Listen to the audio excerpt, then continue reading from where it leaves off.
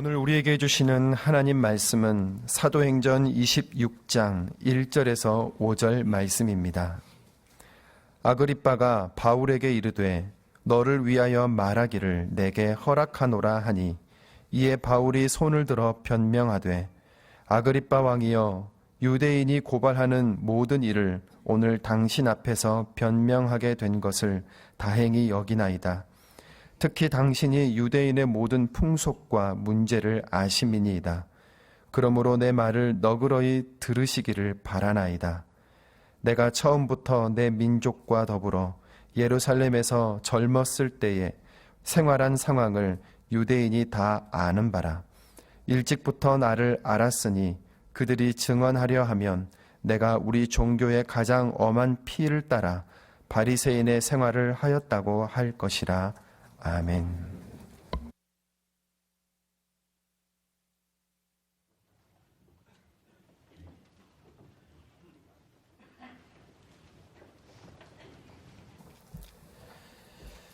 (2년) 동안 헤롯 궁에 구금당해 있던 바울은 베스도 총독이 개최한 청문회장으로 영문도 알지 못하고 불려나갔다가 뜻밖에도 아그리빠 왕과 왕비 버니게 앞에서 주님을 증언하게 되었습니다.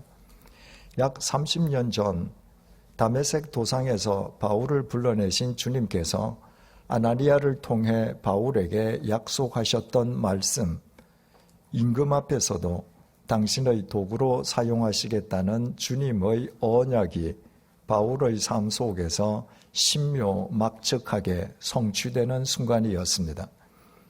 그 순간 바울의 감격이 얼마나 컸던지 바울은 두 손을 내밀면서 아그리빠 왕 당신 앞에서 변증하게 된 것은 하나님의 복이요 은혜라고 고백했습니다.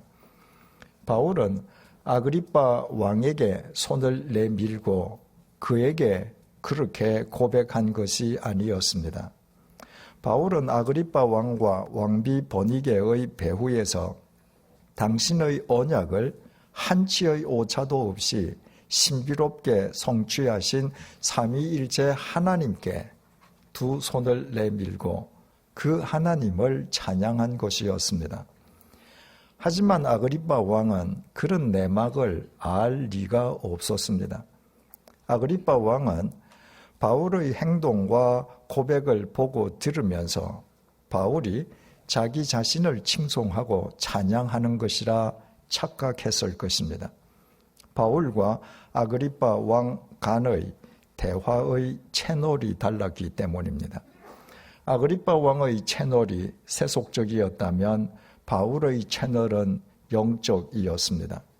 그리스도인은 이 세상에서 일어나고 있는 모든 사건, 사고, 배후에 계시는 하나님을 보고 군중의 함성 속에서도 미세한 하나님의 음성을 듣는 영적 채널을 지니고 있어야 합니다. 그 영적 채널 없이 그리스도인이 온갖 만몬이 판을 치고 있는 이 세상에서 자신을 구별하여 거룩한 진리를 쫓아 살 수는 없습니다. 바울의 증언은 3절로 이어집니다. 특히 당신이 유대인의 모든 풍속과 문제를 아심이니이다. 그러므로 내 말을 너그러이 들으시기를 바라나이다. 본문을 원문 그대로 옮기면 바울은 아그리빠 왕에게 당신은 유대인의 모든 풍속과 율법의 쟁점들에 관한 전문가이십니다. 라고 말을 했습니다. 대제사장 무리는 유대인의 종교법, 즉 유대인의 율법을 걸어서도 바울을 고발했습니다. 갓 부임한 신임 총독 베스도는 유대인의 율법에 관한 한 문외한이었지만 예루살렘 성전의 관리자인 동시에 대제사장 임면권을 지니고 있던 아그리빠 왕은 유대인의 풍속뿐만 아니라 율법의 쟁점들에 대해서도 잘 알고 있었습니다. 그래서 바울은 그 점을 부각시키면서 아그리빠 왕에게 자신의 증언을 너그러이 들어주기를 요청했습니다. 자기 변증을 너그러이 들어달라는 것은 바울이 지금부터 자신이 할 말을 작심하고 다 하겠다는 말이었습니다. 4절을 보시겠습니다. 내가 처음부터 내 민족과 더불어 예루살렘에서 젊었을 때 생활한 상황을 유대인이 다 아는 바라. 바울은 본래 오늘날 터키 대륙의 동남쪽에 위치한 길리기아 다소 출신이었습니다. 일찍이 예루살렘에 유학한 청년 바울은 당시 최고의 율법 선생이었던 가말리엘 수하에서 수학했습니다. 이를테면 바울도 율법 전문가인 셈이었습니다. 청년 바울이 얼마나 율법을 열심히 공부했는지, 그가 유대인이라는 사실에 얼마나 큰 긍지를 갖고 살았는지, 그리고 얼마나 열렬한 유대교 신자였는지 당시 예루살렘 유대인들이 다 알고 있었습니다. 그래서 바울은 내가 젊었을 때 생활한 상황을 유대인들이 다 아는 바라고 말을 했습니다. 우리말 생활한 상황이라고 번역된 헬라어 명사 비오시스는 드러난 행동뿐만이 아니라 그 바탕을 이루고 있는 생활 양식, 행동 방식을 뜻합니다. 예루살렘에 살고 있는 유대인들은 겉으로 드러난 바울의 행동뿐만 아니라 그 바탕을 이루고 있는 바울의 생활 양식, 행동 방식까지도 다 알고 있었던 것입니다. 5절입니다. 일찍부터 나를 알았으니 그들이 증언하려 하면 내가 우리 종교의 가장 엄한 팔을 따라 바리새인의 생활을 하였다고 할 것이라.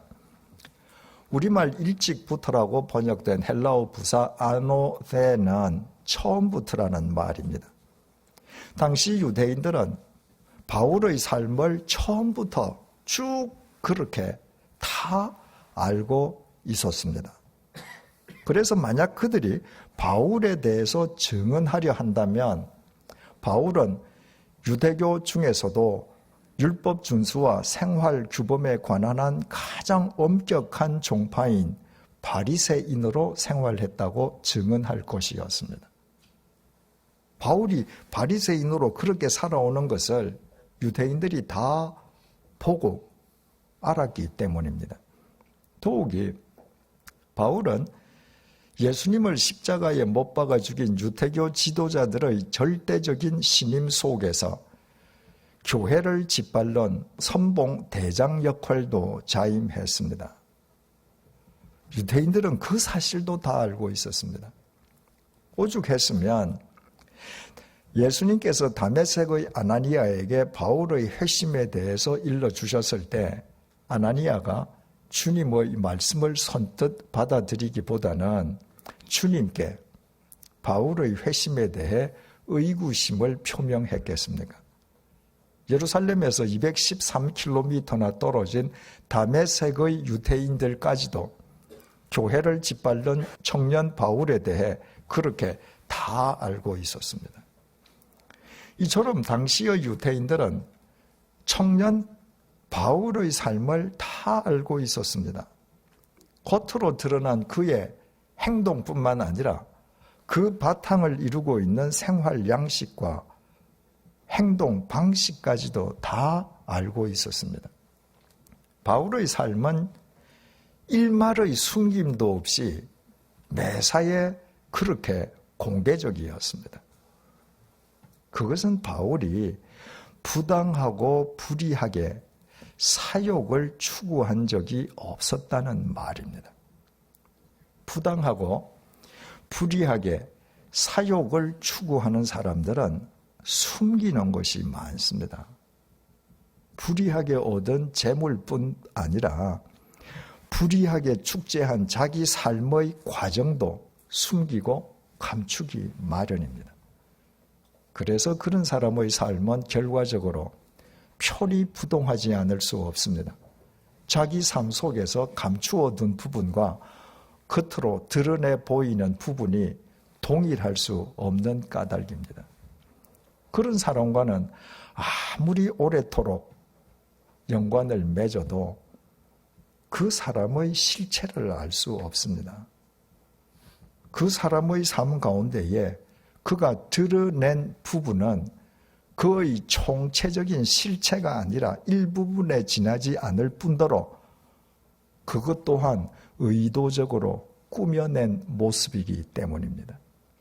만약 바울이 사욕을 위해서 율법에 열심이었다면, 바울이 불의하게 사욕을 추구하기 위해서 교회를 짓밟고 그리스도인들을 박해했더라면, 그 결과로 바울이 불의한 재물을 모았더라면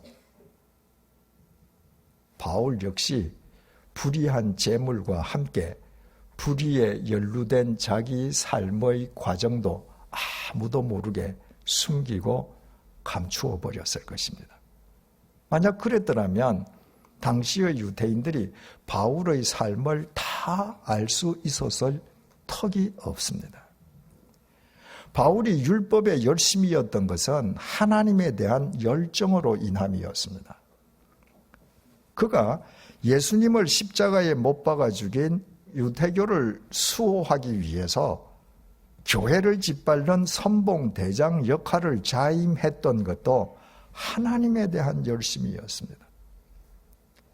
그가 하나님을 오해하고 율법을 구원을 위한 절대적인 조건으로 잘못 이해했을 망정, 하나님을 향한 그의 마음만은 늘 순전했습니다. 그래서 하나님의 뜻과는 달리 청년 바울이 교회를 짓밟을 때에도 그에게는 무엇 하나 숨기거나 감출 것이 없었습니다. 그래서 당시의 유대인들은 그와 같은 바울의 삶을 속속들이 다 들여다볼 수 있었던 것입니다. 바울이 청년 시절에만 그렇게 살았던 것은 아니었습니다. 우리는 사도행전 20장에서 바울이 에베소의 장로들에게 남겼던 유언의 내용을 상세하게 살펴보았었습니다. 바울의 유언은 이렇게 시작되었습니다. 사도행전 20장 18절입니다. 아시아에 들어온 첫날부터 지금까지 내가 항상 여러분 가운데서 어떻게 행하였는지를 여러분도 아는 바니. 이 구절의 헬라어 원문의 순서대로 그 뉘앙스를 그대로 옮기면 바울은 이렇게 유언을 시작했습니다. 여러분도 알고 있습니다. 아시아에 첫 발을 내디딘 이래 내가 여러분 가운데에서 항상 어떻게 살아왔는지를 말입니다. 3타 전도 여행 중에 로마 제국 행정구역상 아시아에 속한 에베소에 첫 발을 내디딘 이래 바울은 자신이 어떻게 살아왔는지를 에베소 장로 여러분들이 다 알고 있다는 말로 유언을 시작했습니다. 그리고 바울의 유언은 이렇게 끝을 맺습니다. 사도행전 20장 34절에서 35절입니다. 여러분이 아는 바와 같이 이 손으로 나와 내 동행들이 쓰는 것을 충당하여 범사에 여러분에게 모본을 보여준 바와 같이 수고하여 약한 사람들을 돕고 또 주 예수께서 친히 말씀하신 바 주는 것이 받는 것보다 복이 있다 하심을 기억하여야 할지니라. 바울은 자신이 범사에 모본을 보이며 살아왔으면 여러분이 다 아는 바와 같다는 말로 유언을 끝맺었습니다. 여러분이 다 알고 있다고 시작한 바울의 유언은 여러분이 알고 있는 바와 같다는 말로 끝났습니다. 인생 말년에 접어든 노년에 이르기까지 바울의 삶에는 그 어느 것 하나 숨길 것도 감출 것도 없었던 것입니다. 바울의 삶은 하나님 앞에서 사람 앞에서 일평생토록 일관되게 투명했다는 말입니다. 이상과 같은 사실은 우리에게 대단히 중요한 교훈을 안겨줍니다. 바울처럼 하나님과 사람 앞에서 그 무엇 하나 숨기거나 감출 것 없는 투명한 삶을 사는 사람의 삶이 하나님의 통로로 쓰임받을 수 있다는 교훈입니다. 그렇지 않겠습니까? 끊임없이 무언가를 감추고 숨기는 불투명한 삶을 사는 사람의 삶이 어떻게 진리이신 거룩한 하나님의 통로가 될 수 있겠습니까? 예수님을 두 번째로 만난 세례자 요한이 예수님을 가리켜서 보라, 하나님의 어린 양이로라고 말을 했습니다. 인간을 구원하시기 위해 이 땅에 오신 메시아, 즉 구원자 그리스도시라는 말이었습니다. 세례자 요한의 말을 들은 제자들 가운데에 두 제자가 예수님을 쫓기 시작했습니다. 요한복음 1장 38절입니다. 예수께서 돌이켜 그 따르는 것을 보시고 물어 이르시되 무엇을 구하느냐? 이르되 랍비여 어디 계시오니이까 하니 랍비는 번역하면 선생이라. 예수님께서는 줄곧 당신을 따르는 요한의 두 제자에게 무엇을 구하느냐고 물으셨습니다. 무엇을 얻으려 하느냐는 질문이었습니다. 무엇을 구하든지 주시겠다는 뉘앙스입니다. 그러나 그들은 자기 욕망의 것들을 구하지 않았습니다. 그들은 대신에 예수님께 선생님, 어디에서 살고 계십니까? 라고 물었습니다. 그들은 예수님의 삶의 현장을 직접 찾아가서 예수님의 삶의 현장을 자신들의 두 눈으로 직접 보기를 원했던 것입니다. 요한복음 1장 39절입니다. 예수께서 이르시되 와서 보라.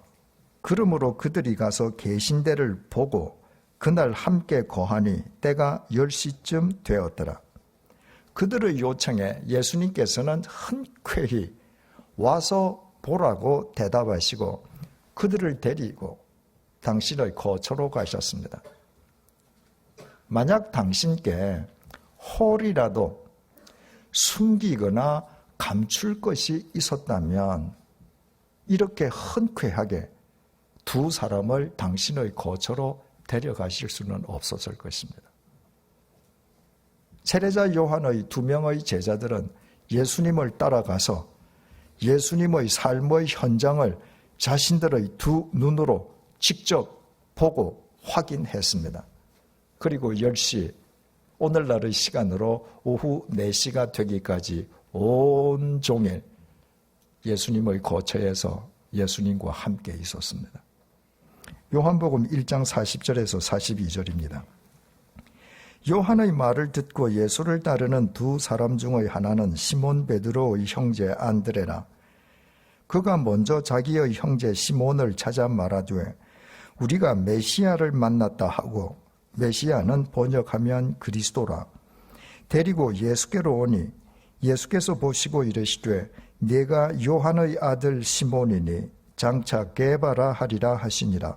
게바는 번역하면 베드로라. 예수님의 거처를 확인한 세례자 요한의 두 제자 가운데의 한 명은 나중에 예수님의 제자가 된 안드레였습니다.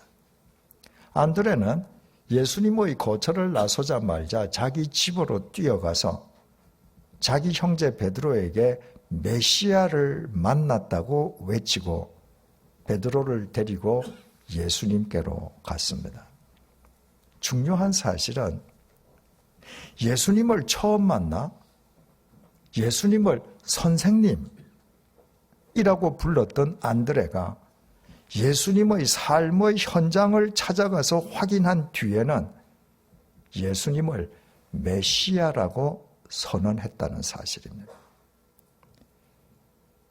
스승 세례자 요한으로부터 예수님이 메시아라는 이야기를 들은 안드레는 예수님께 당신이 정말 메시아이십니까? 하고 묻지 않았습니다.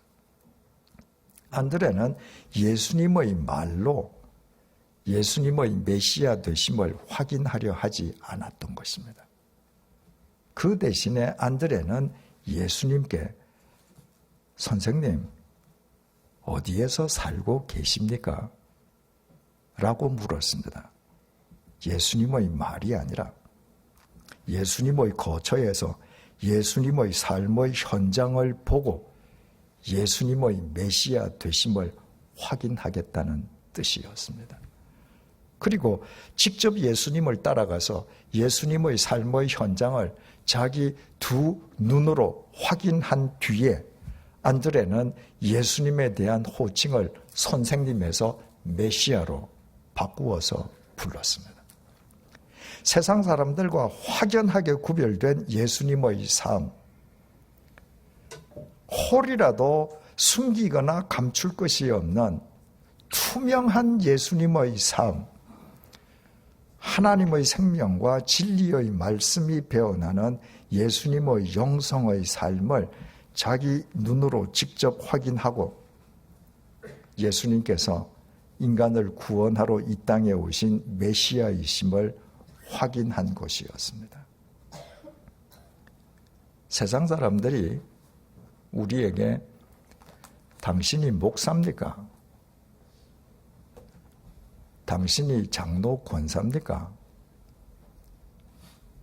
당신이 그리스도인입니까? 라고 묻는다면 우리는 무엇이라고 대답해야 하겠습니까?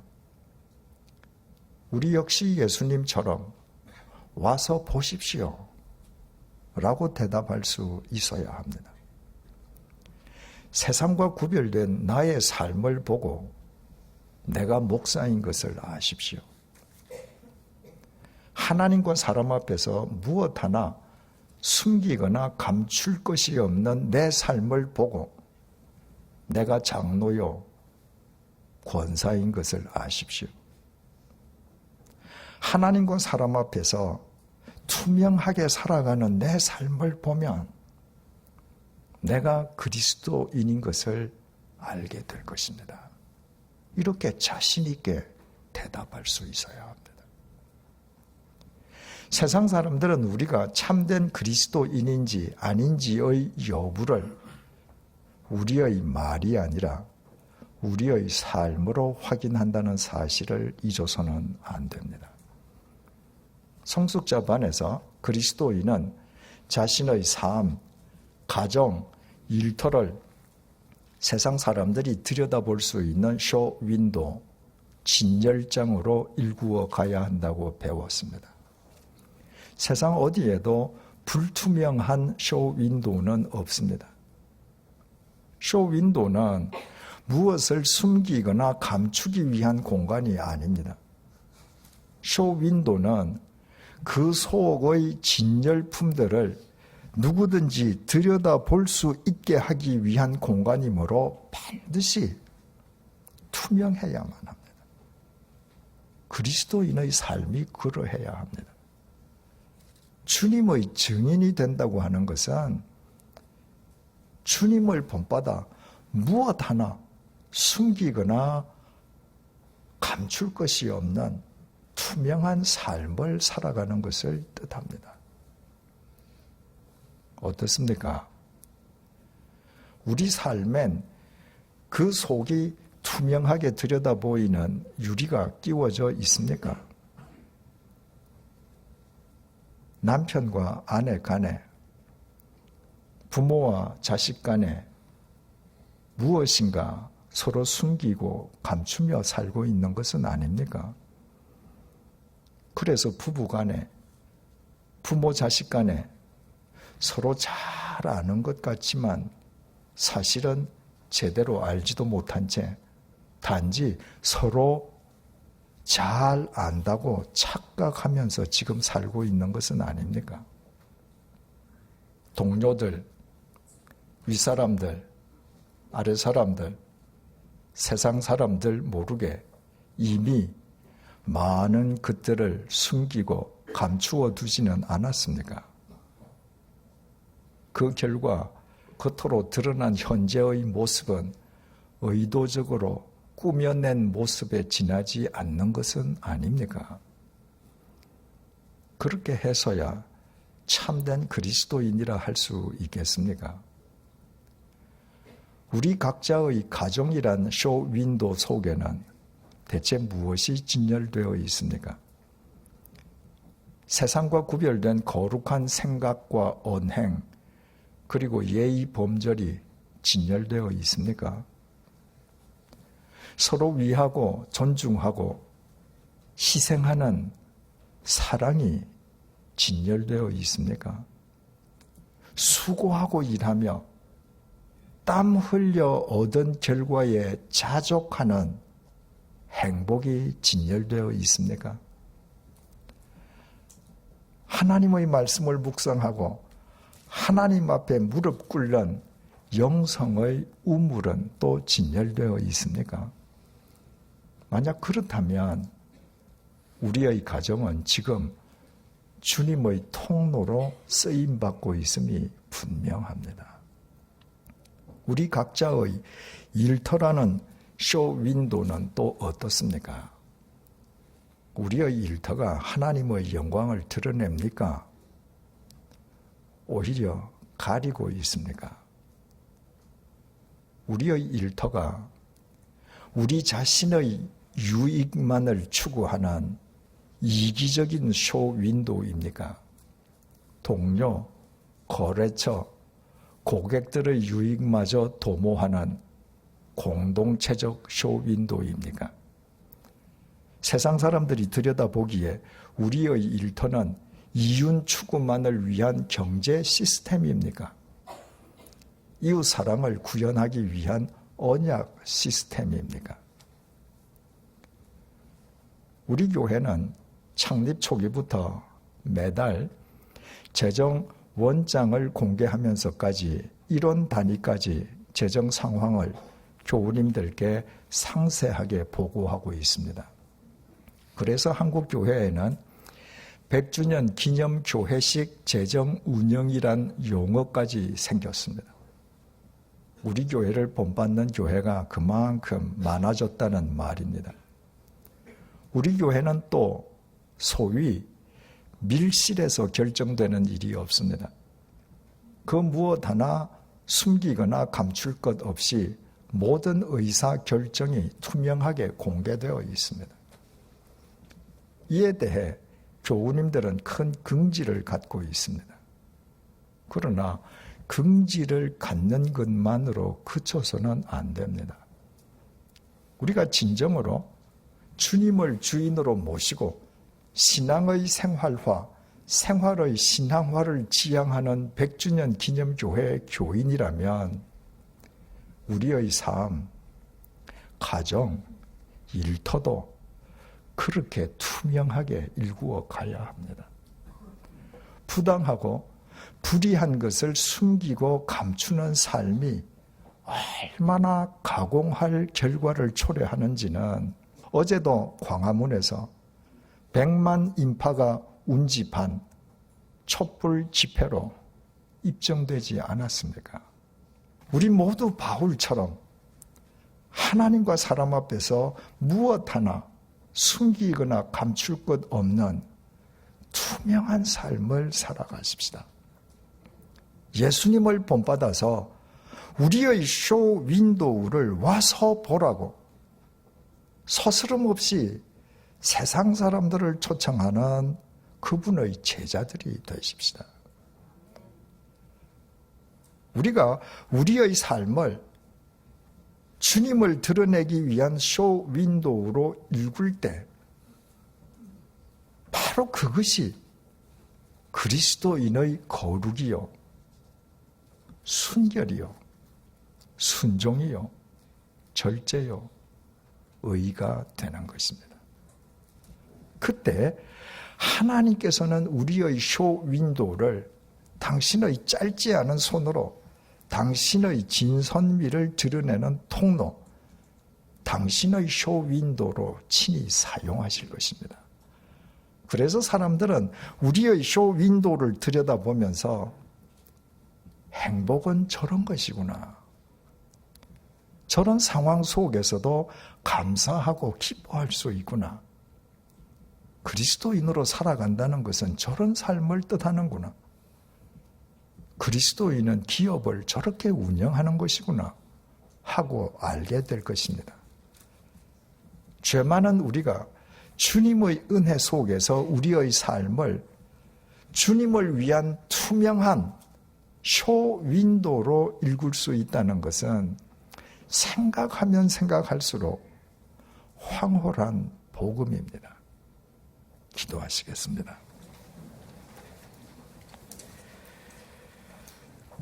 그날이 불현듯 닥치면 모든 것 내려놓고 벌거벗은 몸으로 떠날 뿐인데 죽은 사람의 수위에는 주머니가 없어 아무것도 가져갈 수 없는데 우리는 더 많이 소유하기 위해 수많은 것들을 숨기고 감추며 살아왔습니다.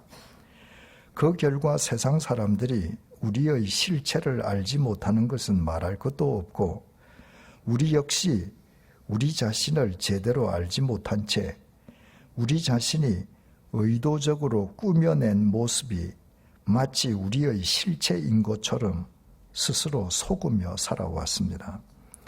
우리가 그리스도인이면서도 하나님의 통로로 쓰임받지는 못한 까닭이 그렇듯 불투명한 우리의 삶에 있었음을 깨닫게 해주셔서 감사합니다. 이제부터 우리 모두 바울처럼 하나님과 사람 앞에서 일말의 숨김도 없이 매사에 투명한 삶을 살게 해주십시오.